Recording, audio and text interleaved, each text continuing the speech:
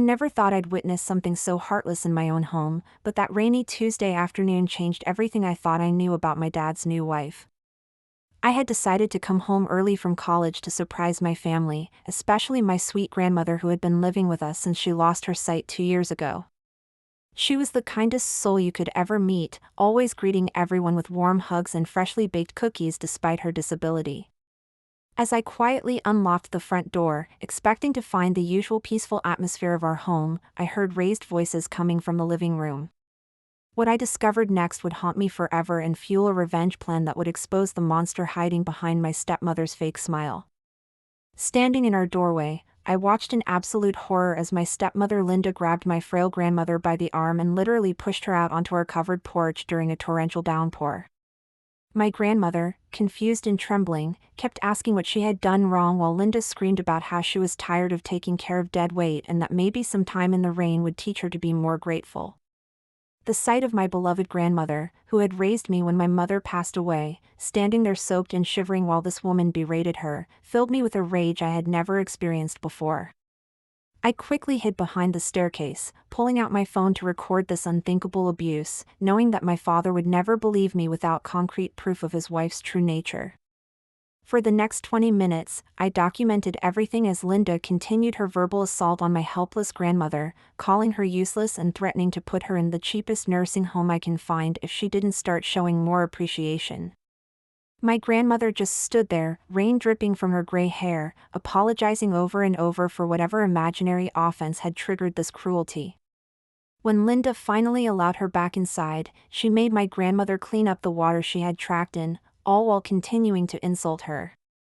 I had seen enough evidence to know that this wasn't an isolated incident, and judging by how easily Linda fell into this pattern of abuse, she had clearly been tormenting my grandmother whenever my father and I weren't around to witness it. My hands were shaking with anger as I quietly retreated to my car to plan my next move. Instead of confronting Linda immediately, I decided to be strategic about my revenge because I knew she would just deny everything and manipulate my father into believing her lies. Over the next few days, I pretended everything was normal while secretly installing hidden cameras throughout the house, telling my family they were for security purposes after some break-ins in our neighborhood. I also began documenting every interaction between Linda and my grandmother, noting the subtle ways she would demean her, hide her medications, or forget to help her with basic needs when no one else was watching. The footage I collected over the following weeks was absolutely damning, showing a pattern of psychological and physical abuse that made my stomach turn. I watched Linda push my grandmother, steal money from her purse, and even throw away letters from her old friends, isolating her from anyone who might notice the mistreatment. My revenge plan began to take shape when I learned that Linda had been bragging to her friends about marrying into money and joking about getting rid of the old baggage in our house. I created multiple copies of all my evidence and started reaching out to people who could help me expose her true character to the world. First, I contacted Adult Protective Services and provided them with all the footage, which immediately launched an investigation into elder abuse in our home. I also reached out to my grandmother's former neighbors, church friends, and relatives, sharing carefully edited clips that showed Linda's cruelty without violating my grandmother's privacy.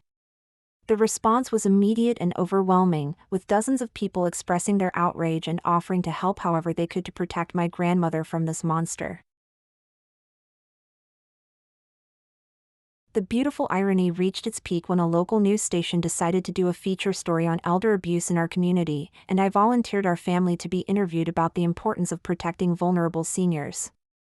Linda was thrilled at the opportunity to appear on television and present herself as a caring daughter-in-law, spending hours preparing her outfit and practicing her fake concerned expressions.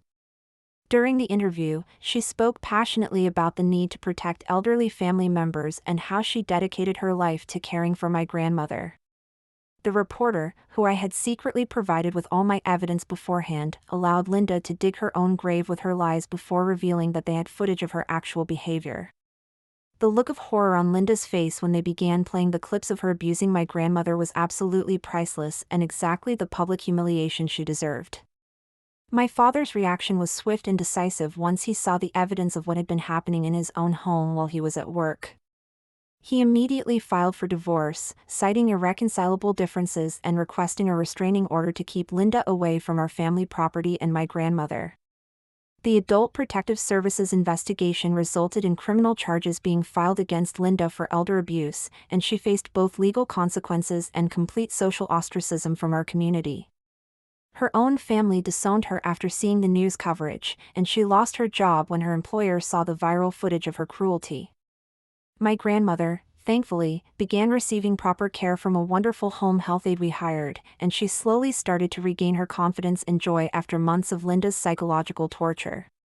The aftermath of my revenge was more satisfying than I could have ever imagined, as Linda's life completely fell apart while my grandmother flourished under proper care and love. She lost everything she had tried to gain by marrying my father, including her reputation, her home, her social circle, and any hope of financial security. Meanwhile, my grandmother started attending a support group for abuse survivors and even began volunteering to help other elderly people who had experienced similar mistreatment. The local news story sparked a broader conversation about elder abuse in our community, leading to new programs and resources to protect vulnerable seniors. My father, deeply ashamed of how blind he had been to Linda's true nature, became an advocate for elder rights and worked to strengthen laws protecting seniors from domestic abuse. Looking back on that terrible rainy day when I discovered my grandmother's suffering, I'm grateful that I had the courage to document the abuse and fight for justice rather than simply confronting Linda in the moment.